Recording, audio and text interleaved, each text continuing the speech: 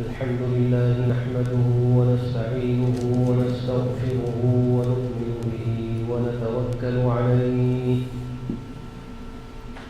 ونعوذ بالله من شرور أنفسنا ومن سيئات أعمالنا من يهده الله فلا مضل له ومن يضلله فلا هادي له ونشهد أن لا إله إلا الله وحده لا شريك له ونشهد أن سيدنا وحبيبنا ومولانا محمدا عبده ورسوله صلى الله تعالى عليه وعلى آله وصحبه وأزواجه وذريته وبارك وسلم تسليما كثيرا كثيرا. أما بعد فأعوذ بالله من الشيطان الرجيم. بسم الله الرحمن الرحيم. ثم أورثنا الكتاب الذين اصطفينا من عبادنا فمنهم ظالم لنفسه ومنهم مقتصد ومنهم سابق بالخيرات بإذن الله ذلك هو الفضل الكبير. وقال تعالى وقل اعملوا فسيرى الله عملكم ورسوله والمؤمنون وستردون إلى عالم الغيب والشهادة فينبئكم بما كنتم تعملون. وقال رسول الله صلى الله عليه وسلم نعمتان مغبون فيهما كثير من الناس الصحة والفراغ. وقال رسول الله صلى الله عليه وسلم اغتنم خمسا قبل خمس شبابك قبل هرمك وصحتك قبل سقمك وفراغك قبل شغلك وغناك قبل فقرك وحياتك قبل موتك. صدق الله مولانا العظيم وصدق رسوله النبي الكريم ونحن على ذلك من الشاهدين والشاكرين والحمد لله رب العالمين.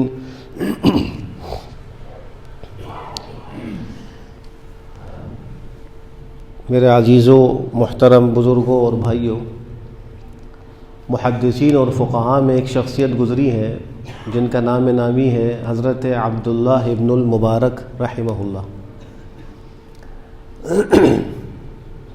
ان کی زندگی شروع کی بہت نافرمانی کی زندگی تھی اور آزاد زندگی تھی.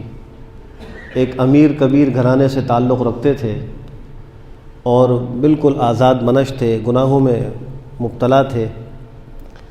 ایک دفعہ انہوں نے سوچا کہ میں اپنے گھر والوں کے ساتھ مل کر شہر سے باہر ایک ان کا باغ تھا سیب کا، اس میں جا کر کچھ تفریح کریں گے اور وہاں شراب وغیرہ پئیں گے اور ناچ گانے کی محفل قائم کریں گے اور کچھ وقت عیش و عشرت میں وہاں گزاریں گے. چنانچہ یہ اس منصوبے کے تحت اپنے گھر والوں کے ساتھ شہر سے باہر ایک باغ میں چلے گئے اور یہ ساز بجانے کے بڑے ماہر تھے. اس کی مرمت بھی خود کیا کرتے تھے اور ان کو ساز بجانے میں بڑی مہارت تھی. چنانچہ وہاں پہنچ کر انہوں نے شراب کی محفل سجائی، موسیقی کے آلات سے موسیقی بھی انہوں نے وہاں اس کی محفل قائم کی اور اسی نشے میں مدہوش ہو کر سب لوگ وہاں سو گئے. رات کو کسی وقت ان کی آنکھ کھلی تو ان کی گود میں وہ ساز پڑا ہوا تھا جس کو وہ بجاتے بجاتے سو گئے تھے. تو انہوں نے وہ ساز اٹھایا اور اس کو بجانے کی کوشش کی تو وہ بجا نہیں. یہ بڑے حیران ہوئے. اس کی تار وغیرہ کو درست کرنا بھی جانتے تھے. انہوں نے اس کی تار کی مرمت کر دی، پھر بجایا، پھر بھی نہیں بجا. بڑی کوششوں کے بعد جب وہ بجا تو اس میں ایک آواز آئی اور وہ آواز قرآن کریم کی ایک آیت کی تھی جو سورہ حدید کی آیت ہے. الم یأن للذین آمنوا ان تخشع قلوبهم لذکر اللہ وما نزل من الحق، کہ اب تک ایمان والوں کا دل نہیں پسیجا، نرم نہیں ہوا اس بات کے لیے کہ وہ ایمان لے آئیں، اللہ کے ذکر کے آگے جھک جائیں، اور جو اللہ نے قرآن نازل کیا ہے اس پر ایمان لے آئیں اور اس پر عمل کر لیں۔ تو جب یہ آیت انہوں نے سنی تو ان کے آنکھوں سے آنسو جاری ہو گئے کہ یہ ساز سے تو موسیقی کی آواز آتی ہے، یہ قرآن کریم کی آیت کی آواز کہاں سے آ گئی؟ مفسرین نے لکھا ہے کہ دوسری روایت میں یہ ہے کہ اس باغ میں ایک درخت پر ایک پرندہ بیٹھا تھا، جب یہ اٹھے اور انہوں نے ساز بجانے کی کوشش کی تو ساز تو نہیں بجا، لیکن اس پرندے کے منہ سے یہ آواز آنے لگی، الم یأن للذین آمنوا ان تخشع قلوبهم لذکر اللہ وما نزل من الحق، کہ اہل ایمان کے دل نرم نہیں ہوئے، ابھی تک پسیجے نہیں کہ وہ اللہ کی یاد کے لیے جھک جاتے ہیں اور اللہ کے نازل کردہ قرآن پر ایمان لے آتے ہیں۔ تو جب یہ آیتیں سنی فوراً کہا بلا یا رب قد آنا، بلا یا رب قد آنا، اے میرے پروردگار وقت آ گیا ہے، وہ وقت آ گیا ہے، اب وہ دل پسیجنے کا وقت آ گیا ہے، اور اپنا ساز توڑ دیا، نافرمانی کی زندگی کو چھوڑ دیا، اور اس کے بعد اللہ کی اطاعت کی زندگی میں لگ گئے، اور اتنے بڑے محدث اور مفسر بنے کہ امام بخاری رحمہ اللہ بھی ان کی روایات کو اپنی صحیح بخاری میں نقل کرتے ہیں، حضرت عبداللہ ابن المبارک۔ اللہ نے ان کو مال بھی خوب دیا تھا، سخاوت بھی بہت زیادہ تھی۔ سخاوت کا یہ عالم تھا کہ ایک بار انہوں نے اپنے شہر میں حج پہ جانے کا اعلان کیا۔ جب محلے والوں نے یہ سنا کہ حج پہ جا رہے ہیں، اتنے بڑے بزرگ ہیں، تو سب نے کہا ہم بھی آپ کے ساتھ جانا چاہتے ہیں۔ تو فرمایا ٹھیک ہے، تم سب کے سب اپنے اپنے خرچے جو حج کے ہیں وہ میرے پاس لے آؤ، میں تم سب کے خرچے اپنے پاس رکھوں گا اور میں سب پہ خرچ کروں گا۔ تو سب نے اپنی تھیلیاں وہ دینار اور اشرفیوں کی بنا کے لا کے ان کو دے دی۔ انہوں نے وہ سب تھیلیاں ایک صندوق میں رکھ لی اور اس کے بعد روانہ ہو گئے۔ سارے سفر میں وہ لوگوں کی ضروریات پوری کرتے رہے، اپنے پاس سے سب خرچے پورے کرتے رہے۔ مکہ مکرمہ پہنچ گئے، حج ادا کر لیا۔ حج کے بعد سب کو لے کر چلے گئے مدینہ منورہ، وہاں جا کر رہے، اور پھر جب وہاں صلاۃ والسلام وغیرہ سے فارغ ہوئے تو لوگوں سے کہا بھائی تمہارے گھر والوں نے تم سے کن کن چیزوں کی فرمائش کی تھی، چلو بازار۔ ان کو بازار لے گئے، ساری وہ چیزیں ان کو خرید کر دیں جو ان کے گھر والوں نے ان سے فرمائش کی تھی۔ پھر دوبارہ مکہ مکرمہ آئے، وہاں اگر بھی یہ کہا کہ مکہ سے کیا لانے کے لیے کہا تھا وہ لے لو، وہ سب چیزیں لے لی۔ واپسی کا سفر شروع ہوا، اپنے علاقے میں آ گئے، اور آنے کے بعد پھر سب حاجیوں کی ایک عالی شان دعوت کی، اور اس دعوت میں ان سب کو اپنے پاس سے تحفے بھی دیے، اور صندوق کھول کر ہر ایک کی تھیلی اس کے حوالے کر دی خرچے۔ سخاوت کا یہ عالم تھا۔ اللہ نے لوگوں میں مقبولیت کتنی عطا فرمائی تھی کہ ایک دفعہ بغداد کا ایک شہر ہے جو آج بغداد کا ایک محلہ بن گیا، اس کو رقہ کہتے ہیں، رقہ۔ اس میں ایک دفعہ حضرت عبداللہ بن مبارک تشریف لائے، تو اس زمانے کے جو بادشاہ تھے ہارون الرشید، وہ بھی اپنے گھر والوں کے ساتھ اور اپنے نوکر چاکر کے ساتھ وہاں ایک محل میں مقیم تھے۔ تو اس محل کے اندر بہت زیادہ شور کی آواز آئی، تو ان کی ایک کنیز تھی، اس نے کھڑکی سے باہر دیکھا کہ گرد و غبار اڑ رہا ہے اور لوگ دوڑ دوڑ کر باہر کی طرف جا رہے ہیں۔ پوچھا کہ یہ کیا ماجرا ہے؟ تو دیگر خادموں نے کہا کہ ایک محدث ہیں عبداللہ ابن المبارک، وہ تشریف لائے ہیں، لوگ ان کے استقبال کے لیے باہر دوڑ کر جا رہے ہیں۔ تو اس کنیز کے منہ سے نکلا کہ اصل بادشاہت کا حق تو ان لوگوں کو ہے جو لوگوں کے دلوں پر حکومت کرتے ہیں۔ ان لوگوں کو کسی پولیس سے نہیں نکالا کہ جاؤ جا کر ان کا استقبال کرو، وہ خود ان کی محبت میں دوڑ کر گئے۔ اور لکھا ہے کہ جب وہ اس مجمع میں ان کو چھینک آئی تو انہوں نے کہا الحمدللہ۔ سارے مجمع نے جواب میں کہا یرحمک اللہ، اس سے پورا شہر گونج گیا۔ چھوٹا سا شہر ہوتا تھا لیکن لوگ اتنے تھے کہ سارا شہر گونج گیا۔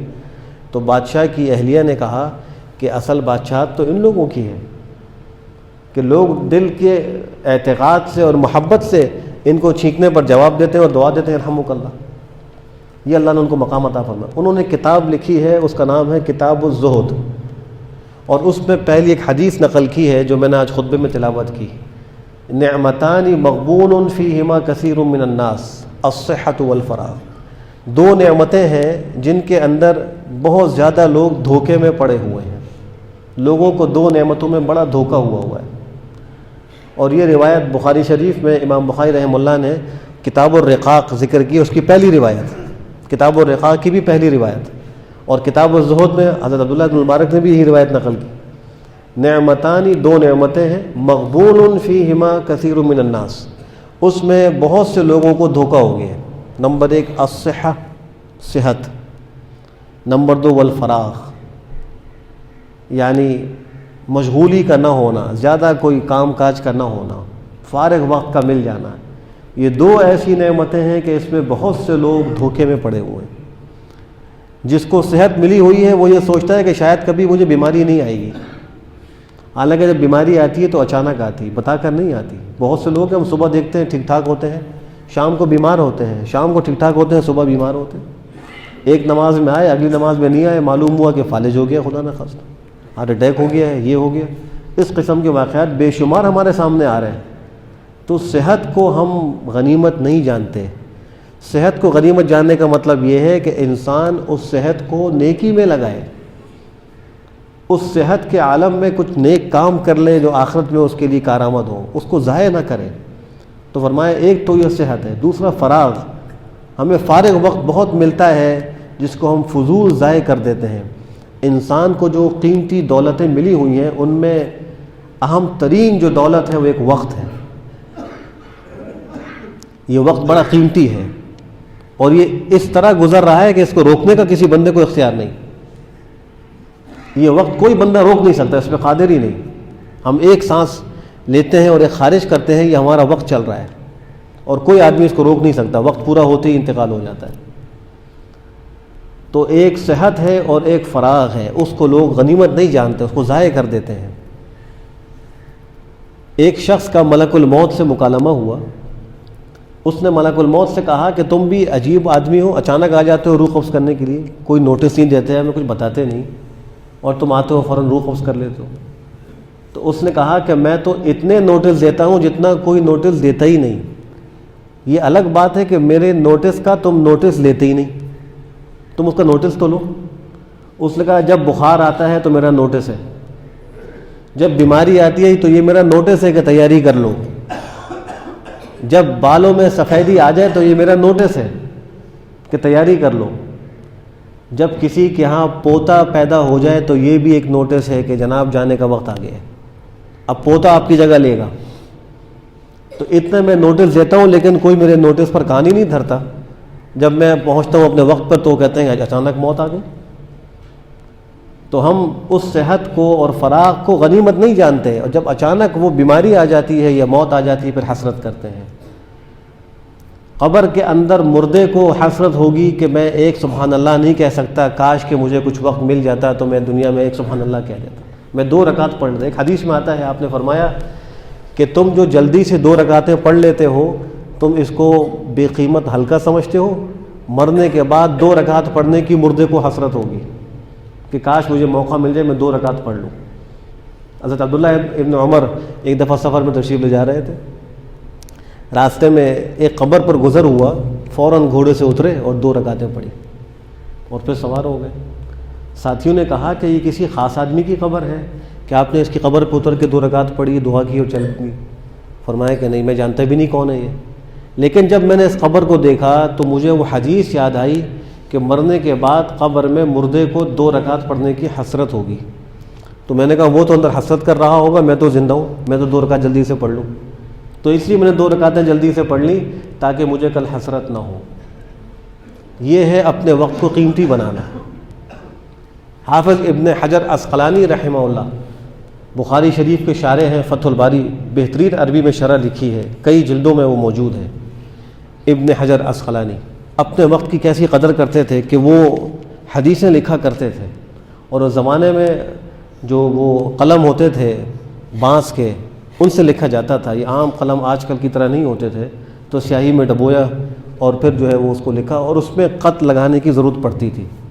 کچھ دیر لکھنے کے بعد پھر بلیڈ سے کسی چیز سے خط لگاتے تھے، پھر لکھتے تھے۔ تو جب ان کو خط لگانے کی ضرورت ہوتی تو اس وقت کو بھی وہ فارغ ضائع نہیں کرتے تھے، بلکہ اس وقت پڑھتے تھے سبحان اللہ والحمد للہ ولا الہ الا اللہ واللہ اکبر، 3 کلمہ پڑھتے رہتے تھے۔ حالانکہ جب تک حدیثیں لکھ رہے ہیں وہ نیک عمل ہو رہا ہے، اس حدیثوں کے لکھنے کے دوران اس قلم کو خط لگانے کی ضرورت پڑی تو اس وقت کو بھی انہوں نے ضائع نہیں کیا، اس وقت بھی پڑھنا شروع کیا سبحان اللہ والحمد للہ ولا الہ الا اللہ واللہ اکبر۔ تو وقت کی قدر آج ہم یہ نہیں کر رہے. کتنا وقت اگر ہم اپنی 24 گھنٹے کی زندگی میں دیکھیں کہ ضائع کرتے ہیں تو ہمارا اکثر وقت ضائع ہوتا ہوا نظر آئے گا. حتیٰ کہ میں افسوس کے ساتھ یہ بات کہنے پر مجبور ہوں کہ ہم مسجد میں آنے کے بعد بھی اپنا کچھ وقت ضائع کر رہے ہیں آپس میں بات چیت کر کے. حالانکہ مسجد تو اللہ کا گھر ہے, عبادت کے لیے بنایا گیا ہے, یہاں پر آ کر اپنے وقت کو قیمتی بنانا چاہیے تھا, لیکن ہم بیٹھ کر دنیا کی گفتگو, آپس کی گفتگو کر لیتے ہیں. مسجد میں آ کر بھی وقت ضائع کر رہے ہیں. کتنے لوگ حج عمرے کے لیے جاتے ہیں اور وہاں جا کر اپنے اوقات کو ضائع کرتے ہیں, لاکھوں ہزاروں خرچ کر کے جاتے ہیں اور وقت ضائع کر دیتے ہیں. آج ہمیں ان اعمال کی قدر معلوم نہیں ہو رہی, کل قیامت میں معلوم ہوگی. حدیث شریف میں آپ نے فرمایا کہ 5 چیزوں سے پہلے غنیمت جان لو.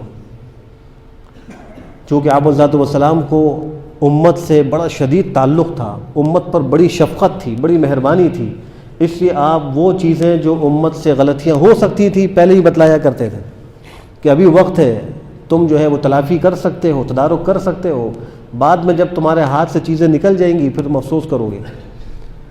حدیث میں آتا ہے کہ کل قیامت میں جب انسانوں کی اللہ کے سامنے پیشی ہوگی تو انسان اللہ سے کہیں گے اے اللہ ہمیں ایک دفعہ دنیا میں واپس بھیج دیجیے, ہم نیک عمل کریں گے. تو اللہ فرمائیں گے اولم نعمرکم ما یتذکر فیہ من تذکر وجاءکم النذیر فذوقوا فما للظالمین من نصیر. کہ ہم نے تم کو عمر نہیں دی تھی, اتنی عمر کہ جس میں آدمی نصیحت حاصل کر سکتا تھا, عمل کر سکتا تھا, جس کو نصیحت حاصل کرنی ہوتی وہ نصیحت حاصل کر لیتا. ہم نے تم کو عمر دی تھی, زندگی دی تھی, وقت دیا تھا, صحت دی تھی اور فراغ دیا تھا, تم نے کیا کیا؟ تمہارے پاس تو نذیر بھی آئے تھے. اس نذیر سے مراد حسین فرماتے ہیں یا تو انبیاء علیہ السلام ہیں اور یا ان کے نائبین علماء ہیں, کہ انبیاء آتے رہے, ایک سلسلہ جاری رہا, اور ہمارے نبی حضرت محمد مصطفیٰ احمد مجتبیٰ صلی اللہ تعالی علیہ وسلم پر آ کر نبوت کا سلسلہ ختم ہوا. آپ کے بعد قیامت تک کوئی نیا نبی نہیں آئے گا. آپ کے بعد آپ کے نائبین ہیں, انبیاء کے وارثین ہیں, صلحاء, فقہاء, محدثین, علماء, یہ قیامت تک لوگوں کی رہنمائی کا فریضہ انجام دیتے رہیں گے. فقط جاءکم النذیر, تمہارے پاس تو نذیر آ چکے تھے, ڈرانے والے آ چکے تھے, تم نے ان کے ڈرانے کا کوئی نوٹس نہیں لیا. فذوقوا, آج تمہاری بات نہیں چلے گی, اب چکھو, ظالموں کے لیے جو عذاب تیار ہوا اس کو چکھو, اب تمہیں واپس دنیا میں نہیں بھیجا جائے گا. تو اس زندگی کی قدر کرنے کی ضرورت ہے. اس میں جو ہم اعمال کرتے ہیں ان کی قدر کریں, کسی عمل کو حقیر نہ سمجھیں. جو آیت میں نے خطبے میں تلاوت کی اس میں اللہ ارشاد فرماتے ہیں کہ وَقُلِ اعْمَلُوا, عمل کرو, فَسَيَرَ اللَّهُ عَمَلَكُمْ وَرَسُولُهُ وَالْمُؤْمِنُونَ, ان قریب تمہارے اعمال کو اللہ بھی دیکھیں گے, اللہ کے رسول بھی دیکھیں گے, اور سارے مومن بھی دیکھیں گے. پھر جو کوئی تم دنیا میں عمل کیا کرتے تھے اللہ تم کو بتلا دیں گے تم کیا کیا کرتے تھے. دوسری آیت جو میں نے تلاوت کی اس میں اللہ فرماتے ہیں ثم اورثنا الکتاب الذین اصطفینا من عبادنا, پھر ہم نے اپنے بندوں میں سے جن کو چنا ان کو ہم نے کتاب کا وارث بنایا. ان لوگوں کی کچھ قسمیں ہیں, فمنہم ظالم لنفسہ, ان میں بعض وہ لوگ ہیں جو اپنی جانوں پر زیادتی کرنے والے ہیں, بڑا ظلم کرنے والے ہیں. ومنہم مقتصد, بعض درمیانے مرتبے کے ہیں, درجے کے ہیں. ومنہم سابق بالخیرات باذن اللہ, اور بعض نیکیوں کے کاموں میں اللہ کے حکم سے بہت زیادہ سبقت کرنے والے ہیں. فرمایا کہ یہی بڑی کامیابی ہے, ذالک هو الفضل الکبیر. اس وقت کے اعتبار سے بھی لوگوں کی 3 قسمیں ہیں, قرآن کریم بھی 3 قسمیں ذکر کر رہا ہے. بعض لوگ وہ ہوتے ہیں کہ جو صرف اپنے ماضی کو دیکھتے رہتے ہیں, ماضی کے بارے میں سوچتے رہتے ہیں, اور عام طور پر یہ کیفیت ریٹائرمنٹ کے بعد زیادہ پیش آتی ہے کہ انسان اپنی جاب کا زمانہ زیادہ سوچتا ہے کہ میں کیا کرتا تھا, کیسے کرتا تھا. حالانکہ اس وقت اس کو سوچنے کا کوئی فائدہ نہیں, وہ وقت تو گزر گیا. بس وہ اسی ماضی کے خوشگوار خوابوں کے اندر مست رہتا ہے اور اس حال کے زمانے سے فائدہ نہیں اٹھا رہا ہوتا, مستقبل کی تیاری نہیں کر رہا ہوتا. ایک قسم کے لوگ تو یہ ہیں. بعض لوگ وہ ہوتے ہیں کہ جو اپنے ماضی کو دیکھتے ہی نہیں, وہ اپنے حال کو قیمتی بنا رہے ہوتے ہیں, مستقبل کی تیاری کر رہے ہوتے ہیں. اور بعض لوگوں کا ماضی کچھ ہوتا ہی نہیں اور وہ حال کو بھی ضائع کر رہے ہوتے ہیں. یہ 3 قسم کے لوگ ہوتے ہیں. قرآن کریم پہلی قسم کے لوگوں کے لیے کہتا ہے کہ جو خالی ماضی کو دیکھتے ہیں, قرآن کہتا ہے کہ تمہارے پاس تو صرف ایک حال ہے, ماضی تمہارا گزر گیا، تمہارے ہاتھ سے نکل چکا ہے. تم کو مستقبل کی تیاری کے لیے اللہ نے اس دنیا میں بھیجا ہے، آخرت کی تیاری کے لیے بھیجا. تم کیا کرتے ہو اس کے لیے؟ کل کو تم نے دیکھنا ہے، ہر شخص نے موت کا ذائقہ چکھنا ہے، اور جو کچھ وہ اس دنیا میں اس نے کیا ہوگا اس کا وہ اجر پائے گا. کل نفس ذائقۃ الموت وانما توفون اجورکم یوم القیامہ فمن زحزح عن النار وادخل الجنۃ فقد فاز وما الحیاۃ الدنیا الا متاع الغرور. تو دنیا میں اللہ نے عمل کے لیے بھیجا ہے، ہمیں اسے نہیں بھیجا کہ اپنے ماضی کو پکڑ کے بیٹھ جائے.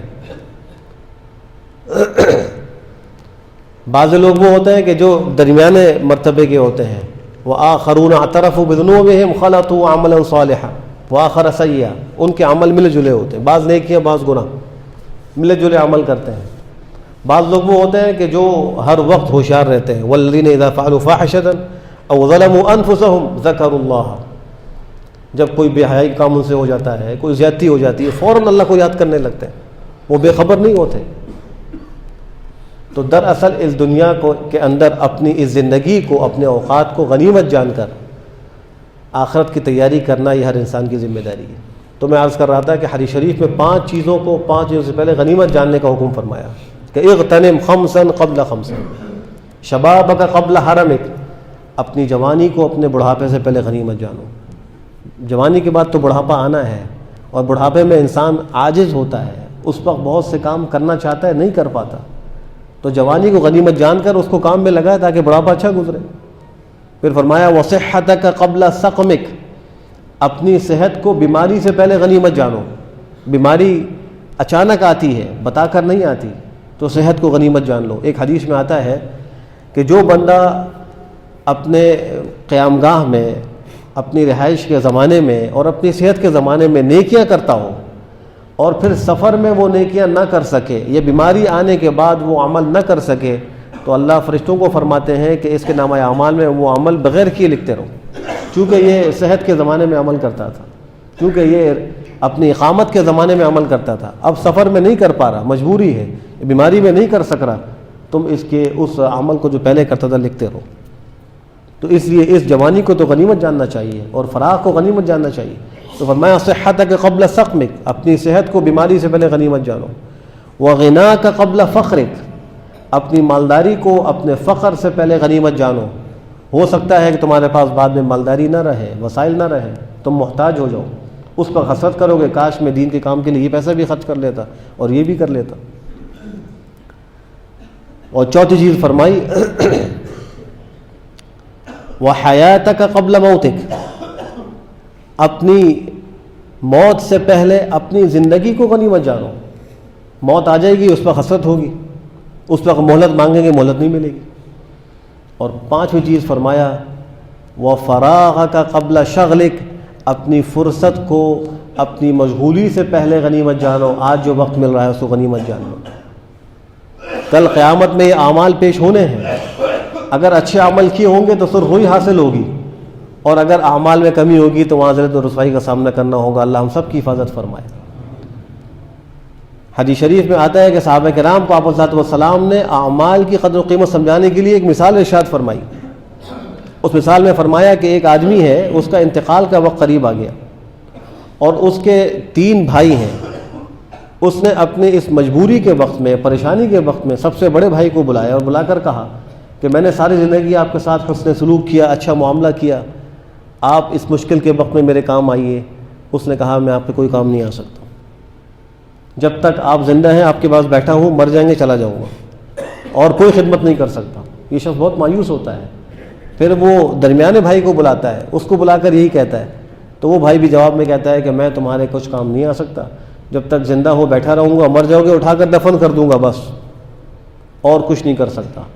وہ بالکل مجبور ہو کر سب سے چھوٹے بھائی کو بلاتا ہے اور بلا کر یہ کہتا ہے کہ تمہارے ساتھ میں نے ساری زندگی بدسلوکی کی، برا تمہارے ساتھ رویہ رکھا، کوئی اچھا کام نہیں کیا، کوئی احسان نہیں کیا، لیکن آج مصیبت میں مایوس ہو کر تم کو پکار رہا ہوں.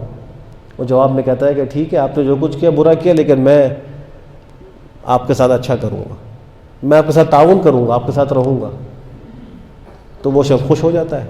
آپ نے صحابہ سے فرمایا تم جانتے ہو یہ 3 بھائی کون ہیں؟ صحابہ نے عرض کیا کہ ہمیں تو معلوم نہیں، اللہ اس کا رسول جانتا ہے. فرمایا پہلا بھائی انسان کا مال، اس کی دولت ہے، انسان زندگی بھر اس کی خدمت کرتا ہے، لیکن یہ مال و دولت یہی کہے گا جب تک زندہ ہو تمہارے پاس ہوں، مر جاؤ گے وارثوں کو ہوں گا تمہارے پاس سے چلا جاؤں گا۔ جیسی روح نکلی مال سے تعلق ختم، اب مال اس کا نہیں وارثوں کا ہو گیا۔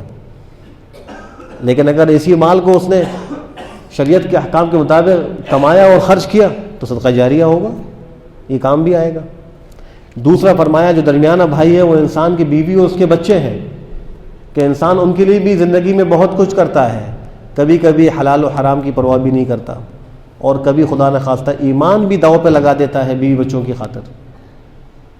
جب مصیبت کے وقت میں ان کو پکارے گا تو وہ یہی کہیں گے اگر ان کی تربیت صحیح نہیں ہوگی کہ جب تک آپ زندہ ہیں ہم بیٹھے ہیں، مر جائیں گے تو آپ کو کفن میں لپیٹ کر دفن کر دیں گے بس، اور ہم کچھ نہیں کر سکتے، خبر میں ساتھ نہیں جا سکتے۔